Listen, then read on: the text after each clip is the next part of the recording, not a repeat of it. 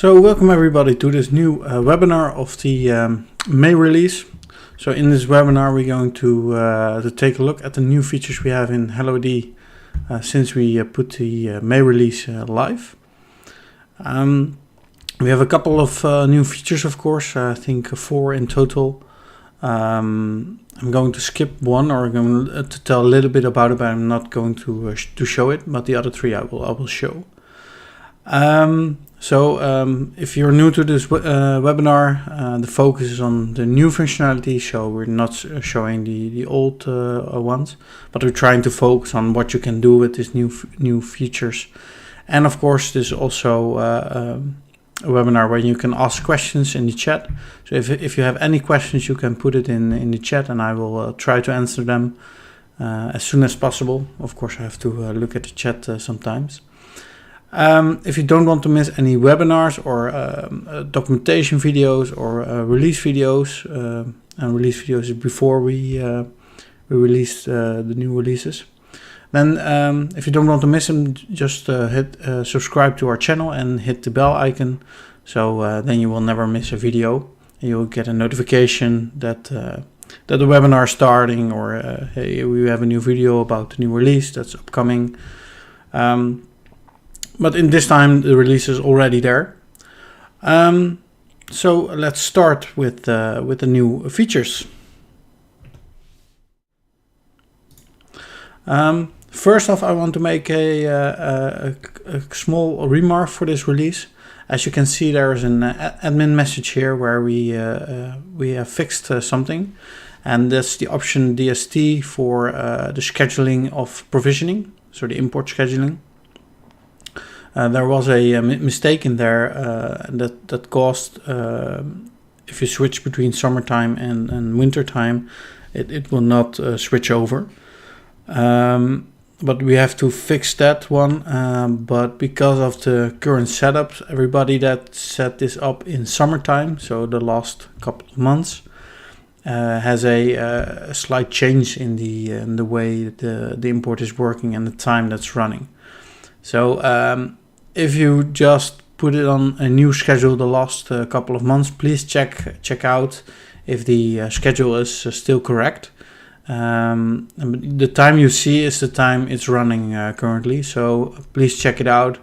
You can easily find it if you go to provisioning and you go to source and go to schedules. You'll see here the time that is running. But in the previous version, it was a little bit there was a bug in it, so it wasn't working correctly. But now we fixed it, but it has some drawbacks for the persons that configured it during the summertime, so the last couple of months. If a region has no summertime or wintertime, there is no issue, so then it should just work fine. Or if you don't have the DST option enabled, then it's also not an issue. So let's start with the new functionality. First off, what I want to say and not demonstrate, is that we extended some service automation API calls, and particular to create and update resources. And with resources, I mean the products, the data sources, and the forms, mostly, that you can add metadata to them. So you can add your own properties to them if you want. You will never see that in the UI or something like that, but in the background it is stored, and you can get the metadata through the API. Why do we want this, or why do we added this functionality? Is say you create your products through a script, and you say, okay, I want to keep them in line or in sync with the particular version. You can add a version to the products, and you say, okay, I update my script, and you can update it into a newer version, and you can check in your scripting if the product already has a new version or not, and you can automatically upgrade your products. But also add a unique identifier, so you know which product it really is with another system or something like that. If you do a sync from another system with roles, you can use the unique property or value to identify which role or group or permission it is in another system to create the product automatically. So it's mostly a bit technical, so I can that's the reason why I'm not showing it. But it has meaning when you're creating products or data sources, things like that, with the scripting and with the help of the API. Okay, that's the first feature. Of course, you can check it out on the docs, but there's nothing to show for me, so that's the reason why. The second one is for provisioning, and that's the support person account variables on all notification events. So that means in the previous version, if we go to notifications, and let's say we have an email to manager here, you would only have here the slug or the key of a system that you set as dependent on, or use data from the system. So what this means, if we go to target system and we say, okay, we have a Avast users as example. I think this one is configured like this. No, sorry, this one isn't. No, local database maybe. No, I can show there. So if you use a data from another system, like here I can say, okay, I want to use data from Active Directory, then this one should show up in the notification where you have this key. And here there's a big change already, because now you cannot change the key. So this is a read-only field. And that's the reason we create this key for all of your systems. So you don't have to specify a key anymore. And with this, you still have the option. If you go to notifications now, and I go to this system, you will see that, hey, this one is there, but you also have the other systems. The difference between those two, and that's the reason why we are splitting these two, is here we are sure that you're always using up-to-date data. And that's the reason why if you add a dependent system, the ordering of actions will be defined automatically. So that means is that the action for Active Directory will always go before the action of a local database system in this case.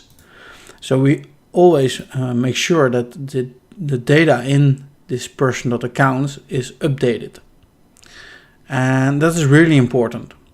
So yeah, you can still use the data here. So you can use the data from person.accounts.avast users. As you can see in, if we go here to a person, and if we go to accounts, this one. Here you can see all the data that I can use. But the systems that are here could be that it's outdated data or the data isn't yet available. As an example, if I do a create for, let's say I make a notification not for the local database, but for a doc system. In this case, if the doc system is also dependent on Azure AD, but if I want to use data from Avast users as example, or let's say Topdesk, then I'm not sure, because the docs create account and the Topdesk create account can work in parallel. So there isn't any order. So it could be that you're trying to use data from the Topdesk system, but the data is not sent back. So that's the reason why those two are split. So try to always use the up-to-date account data information, but there are situations where you can use this one.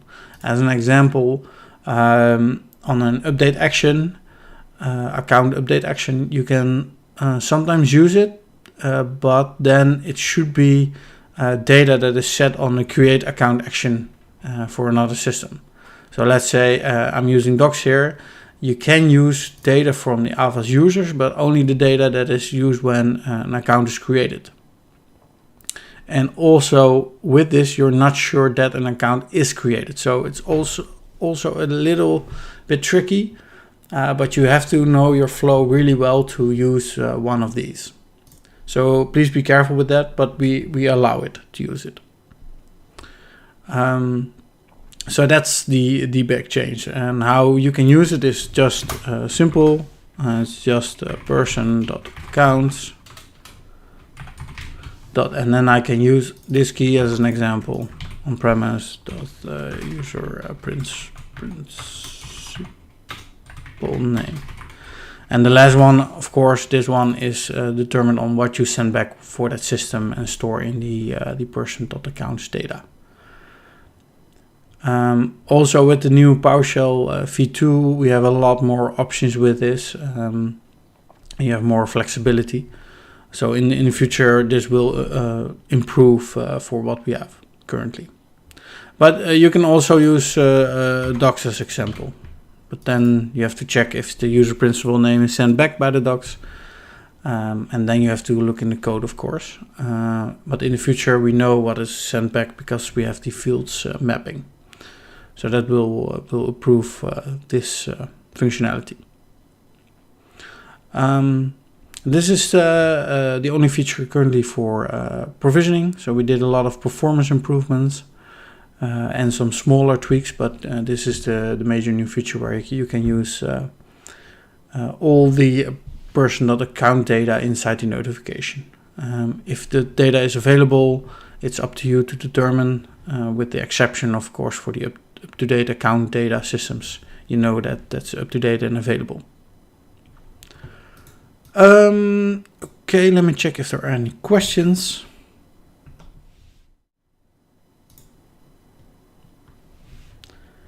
No, there aren't any questions.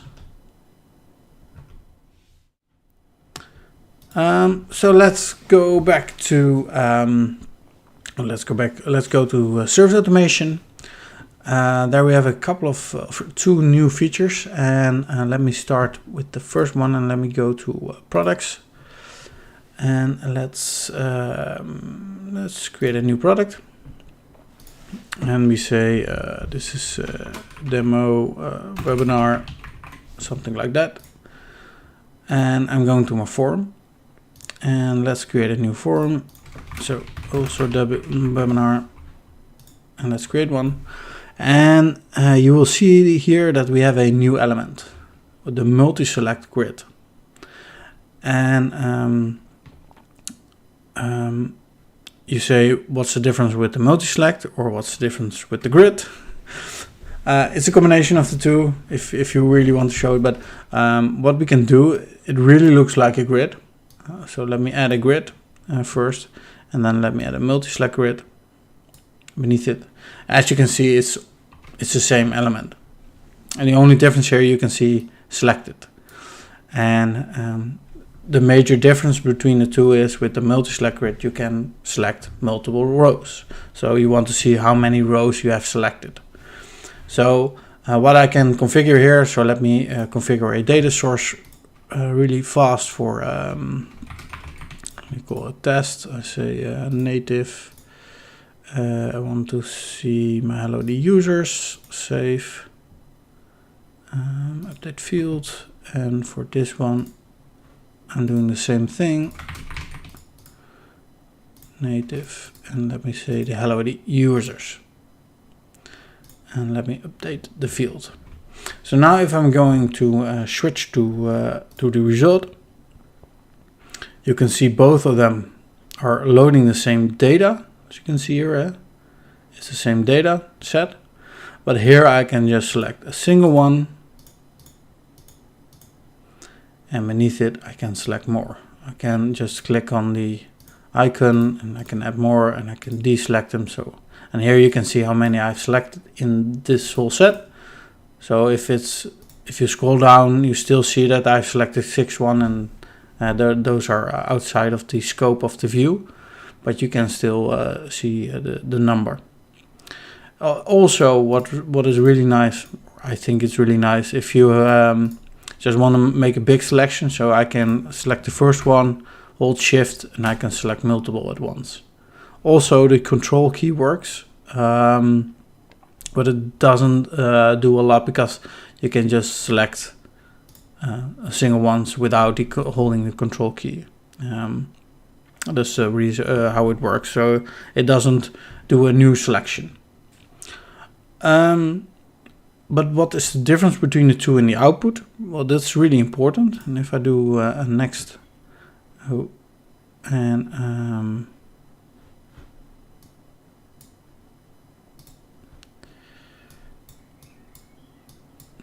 okay,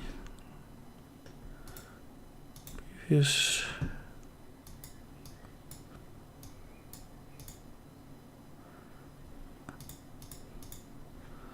I think this has something to do with my extra screen. Sorry about that. No, it doesn't. Okay, this seems like an issue for Firefox that I'm currently using. Let me change a little bit to switch to designer. Let me say.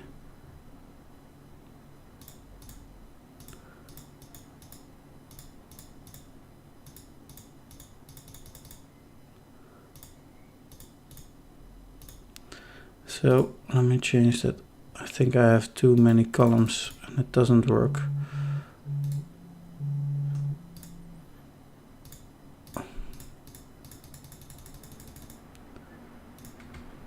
No, and then switch to. Yeah, so we're back now, and let's see the difference between the two. Request.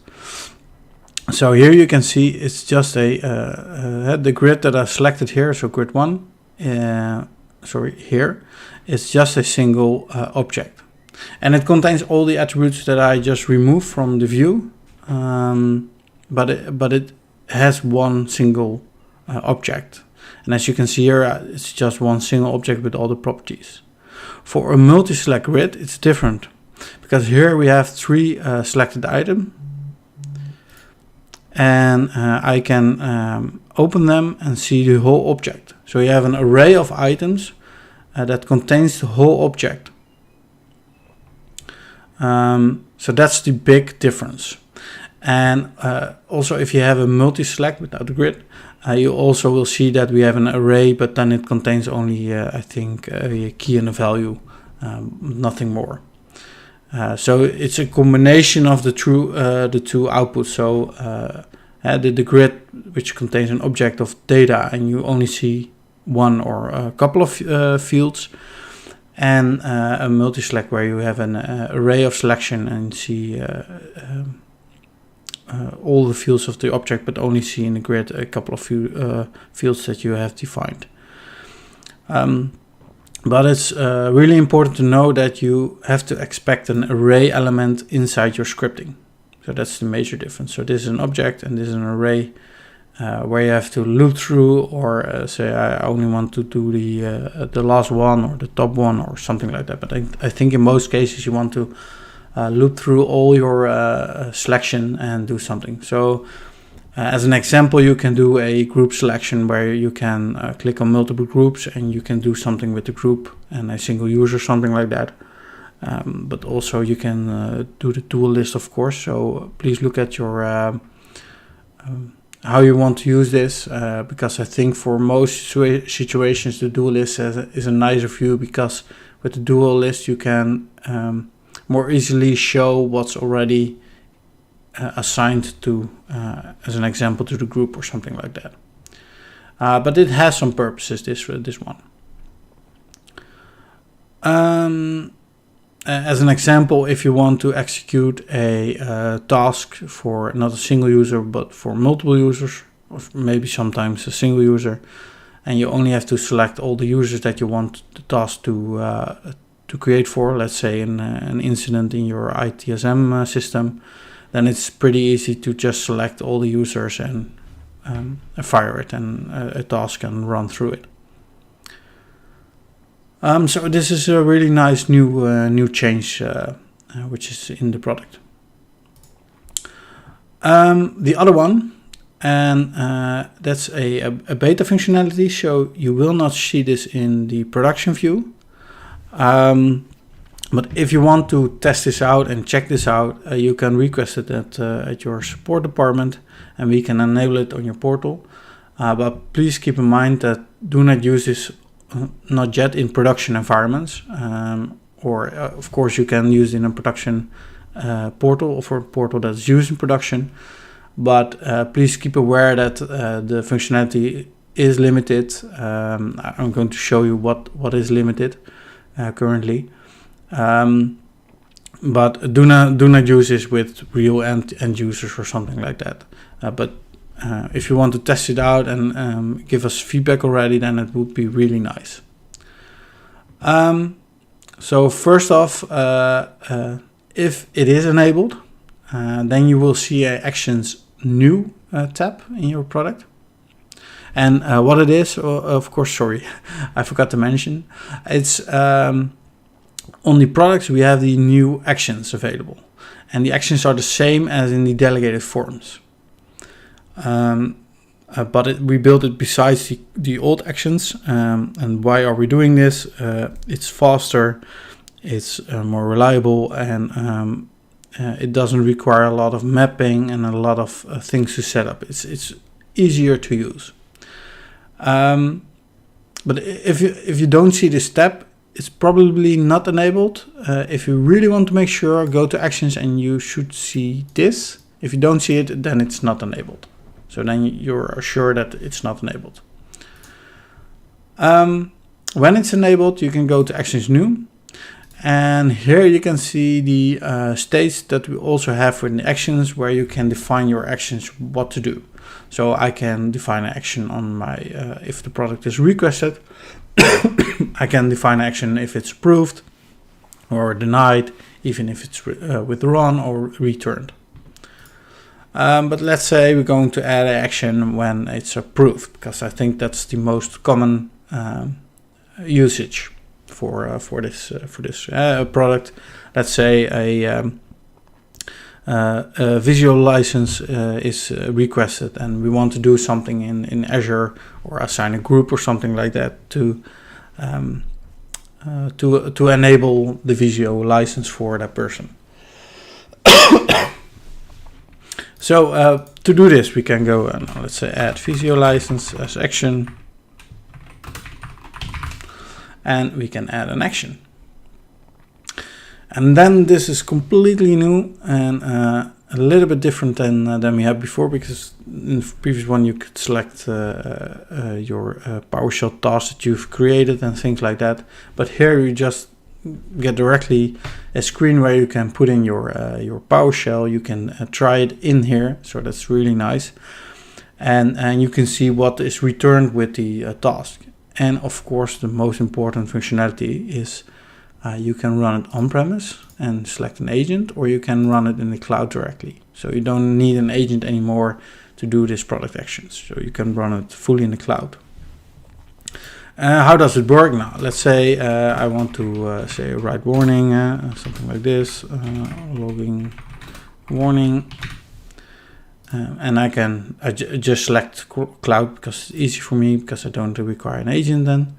And then in the received log, you will now see a warning, something like that. It's the same PowerShell as we have with the delegated forms, so all the options there are available here.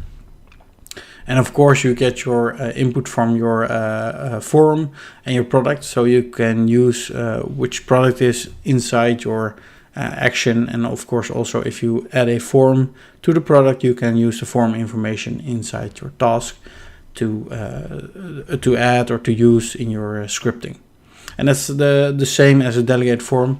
The advantage here is something like you can use form input here dot, and then you can use the field name, and you don't need to have a mapping specifically that we had to use before. So previously you had to create a mapping, and you have to map all the fields for all the data that you needed in your script, and then you made mistakes in your mapping. And I think this way it's a lot easier, because you just get the data in, You can also test it with the input field, so you can paste JSON in here and then it will be automatically in here. So what I saw previously with the output of the form, I can just copy it, put it in here, and I can test this whole task pretty easy here.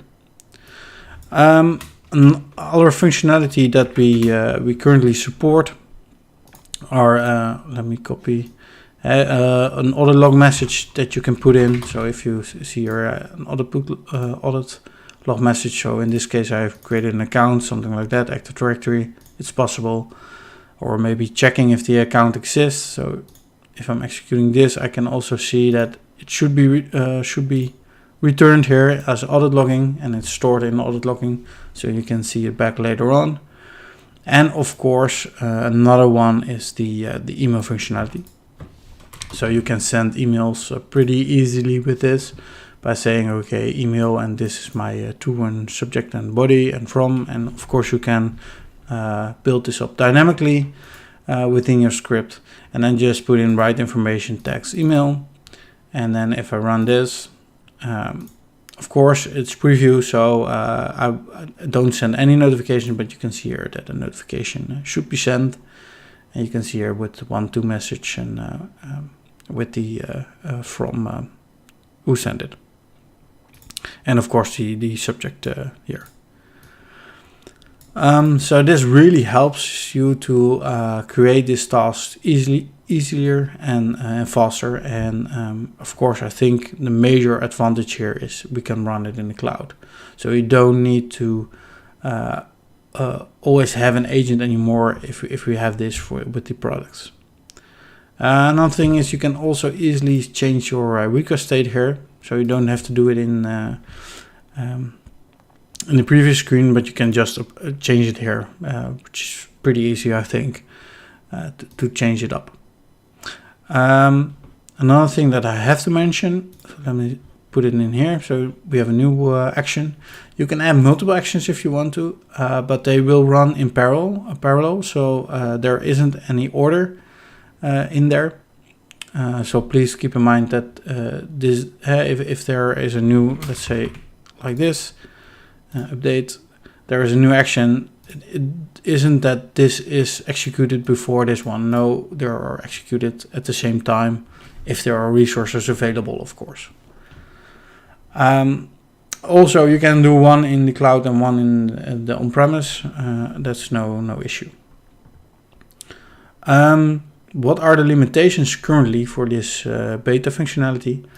The biggest one, and that's also pretty difficult to work with, and that's the reason why it's in beta, is we don't see the results back inside the administration and the request history.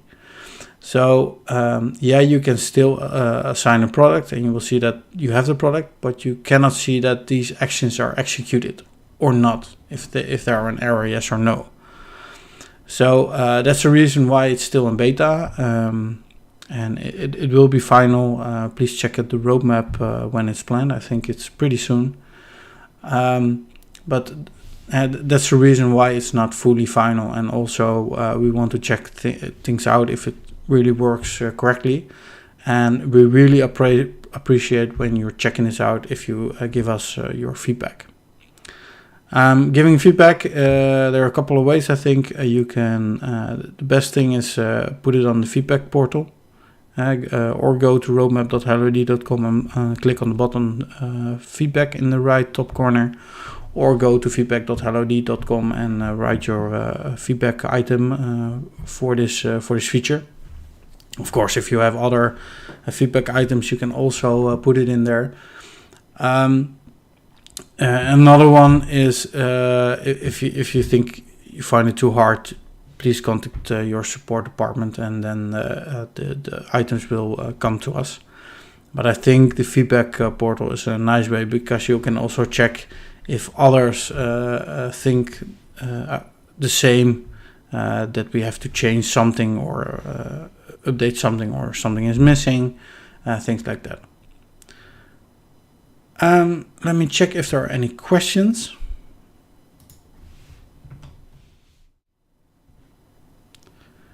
No, I don't see any questions.